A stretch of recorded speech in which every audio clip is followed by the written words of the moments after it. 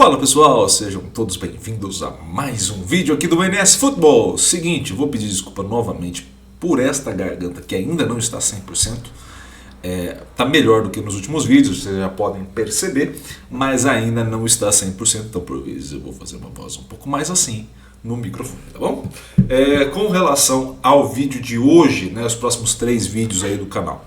A gente vai fazer uma série de vídeos agora, a gente vai fechar a primeira fase da Libertadores. Na terça-feira a gente vai falar sobre a Série A Team do ano passado e algumas reflexões que eu tive. E também na quarta sobre a Bundesliga e algumas reflexões a partir dela. Tá? Então a gente vai trocar essa ideia sobre esses diferentes cenários que a gente foi fechando de coleta, em relação ao que a gente tinha no ano passado. E também vamos apresentar para vocês esses pontos de melhoria que a gente sempre fala aqui para vocês, beleza? Então vamos a Libertadores. Libertadores, que essa primeira fase a gente já tem um aumento das notas, A gente percebeu já, principalmente essa terceira, esse último R quadrado aí que é o ajustado, que estava em 87, se não me engano, uma época eu mostrei para vocês, agora já foi para 91. O que isso quer dizer? Quando você desenvolve uma análise, como a gente vem fazendo ao longo da competição, conforme você aumenta o número de jogos, os critérios, se eles forem importantes, eles tendem a subir essa nota, que é o que está acontecendo agora. Ele varia um pouco, ele vai subir um pouquinho, descer um pouquinho, subir mais um pouco, descer mais um pouco, isso vai variando rodada a rodada, mas a princípio, se você for comparar o ponto de partida com o ponto de chegada, tende a subir. Tá? Além disso, os outros também tendem ao mesmo caminho, obviamente. Esse primeiro R, ele que já é muito alto, ele vai subir menos, porque ele tem menos caminho para subir. Estava em 94 ou 93 pela última vez que eu mostrei para vocês, foi para 96, mas assim, tem pouco a subir. Então assim, 91 tem 9% ainda para chegar a 100%, 94 só tem mais 4%. Então, obviamente, a gente está caminhando para as coisas subirem e esses números aí, esses valores já estão excelentes para a gente. Tá? Vou colocar o laser na tela para vocês, para a gente conseguir entender alguns pontos que eu acho que são importantes. Primeiro deles, o que foi de fato importante nessa primeira fase da Libertadores? Na primeira fase foi importante principalmente este ponto aqui, que é a conversão de chute para gol. Basicamente, o que tem sido muito importante em todas as competições é a conversão. Iago, mas isso não é muito simplista? Fazer gol ser o mais importante do futebol? Porque eu ouço especialistas falando que a posse de bola é importante, ou chutar muitas vezes ao gol é importante, ou até mesmo a tática, a técnica. Sem entrar no mérito do que é ou não importante e como essas pessoas vão chegar nisso, o grande ponto que fica para a gente é o seguinte: a gente tem um grau de importância forte relacionado a isso, é a principal variável, tá? Então, se você for olhar a tua equipe, se ela converte mais gols do que o restante, é um excelente sinal. Tá?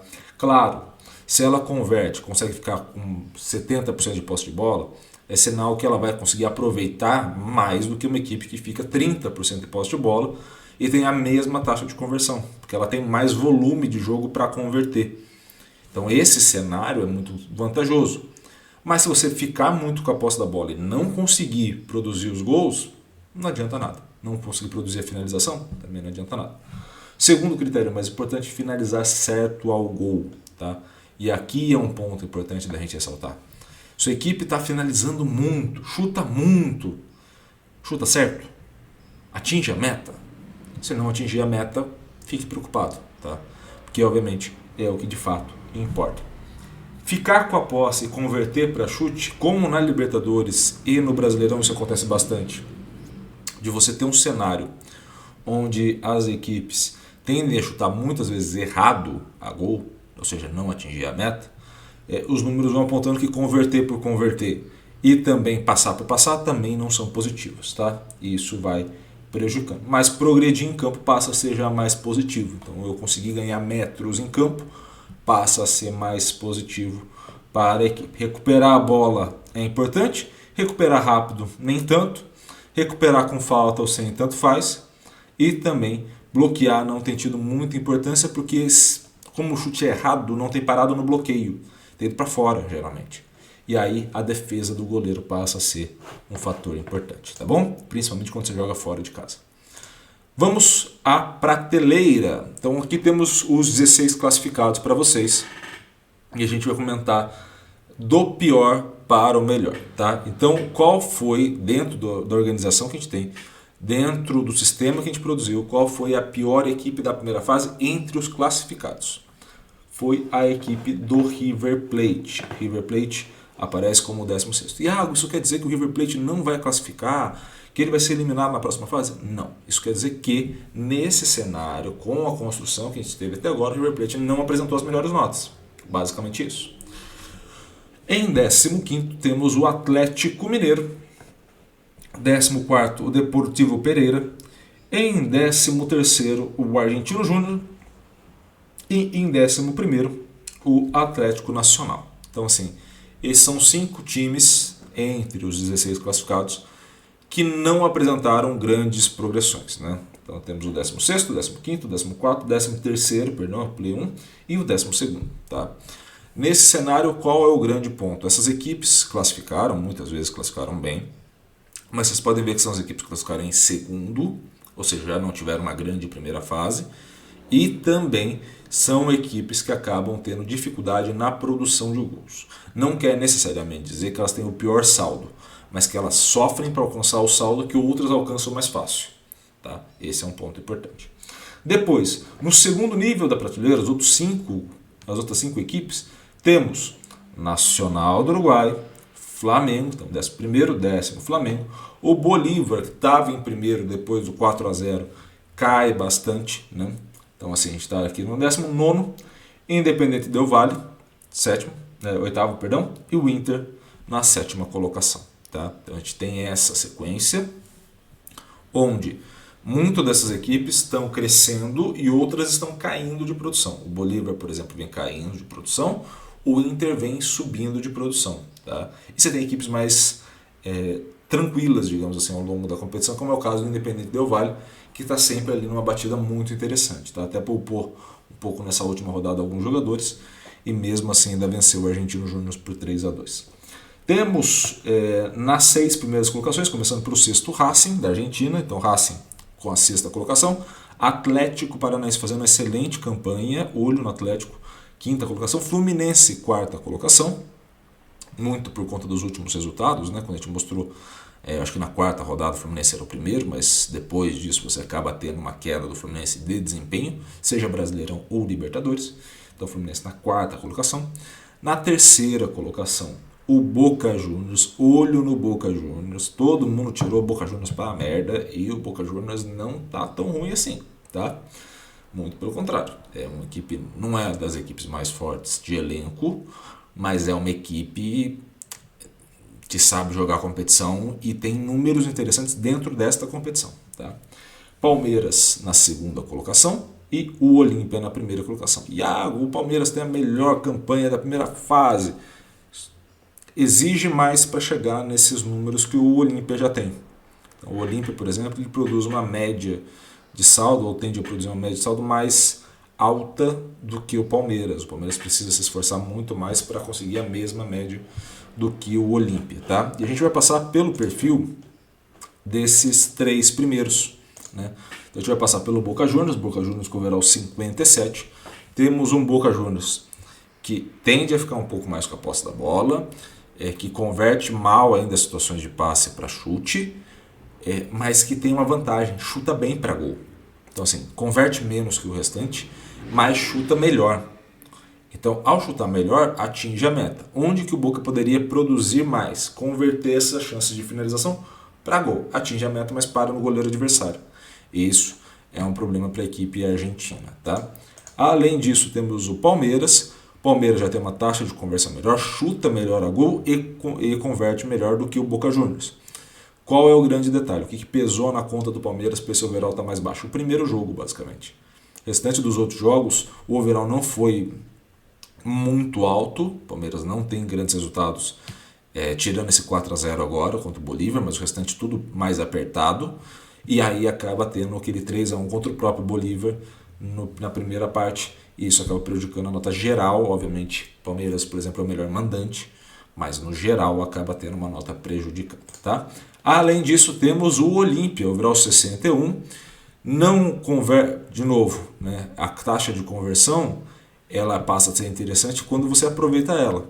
Então o Olímpia acaba não tendo um volume de jogo tão grande quanto o próprio Palmeiras, mas acaba, ao converter, conseguindo finalizar e conseguindo atingir a meta, produzindo o gol. Então esse é o cenário que a gente vai ter.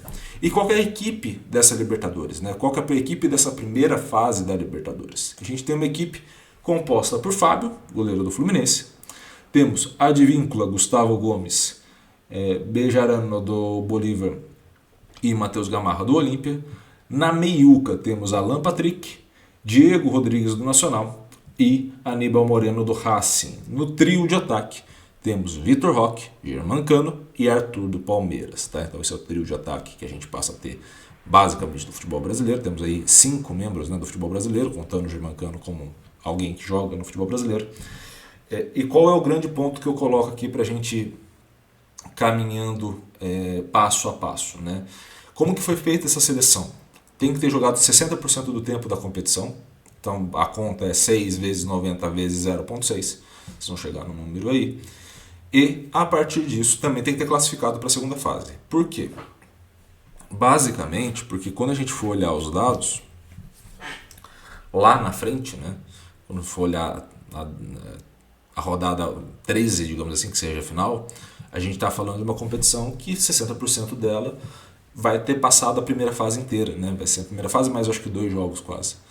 Então, esses outros jogadores que poderiam estar aí não estão, né? Não chegariam aí na última rodada. Então, já descarta já agora, para não ter nenhum problema. A partir das rodadas de mata-mata, todos já vão poder estar disputando até o final, e aí são jogadores que ficam até o final para a gente ter mais controle sobre a qualidade também do que a gente apresenta aqui para vocês, beleza?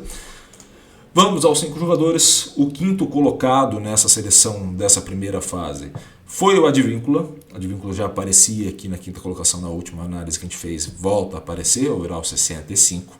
Tá? Também temos o overall 67, Gustavo Gomes, aparece aqui também. E aí ele ganha uma vantagem boa em relação a boa parte das pessoas que vão estar aqui nessa lista por conta das ações defensivas, além de ter um apoio ofensivo bem interessante. Também temos Germancano com 72 de overall. Germancano que finaliza muito, mas converte menos do que de fato poderia. Tá? Então esse é um ponto aí que ele precisa melhorar de fato. Por quê? Porque temos aí, por exemplo, um cara que chuta muito menos que ele, mas converte até percentualmente mais. Então você tem ali 16 a 57, né? Se a gente for olhar esses indicadores aqui. Mas quando você observa, por exemplo, o Arthur tem 19, mas tem 17.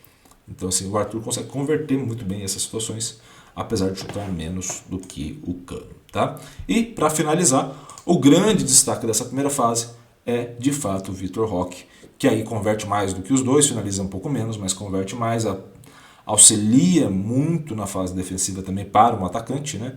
Iago, ele progride pouco em campo, mas eu vejo que ele é muito veloz. Mas imagine que ele vai receber essa bola mais à frente, então ele tem menos campo para progredir, basicamente é isso, tá?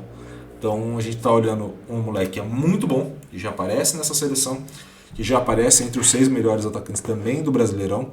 Então a gente está olhando um moleque que tem um futuro gigantesco. Primeira fase da Libertadores a gente finaliza aqui, né, nesse vídeo. Vamos acompanhar toda a Libertadores até o final, ou seja, até dezembro basicamente.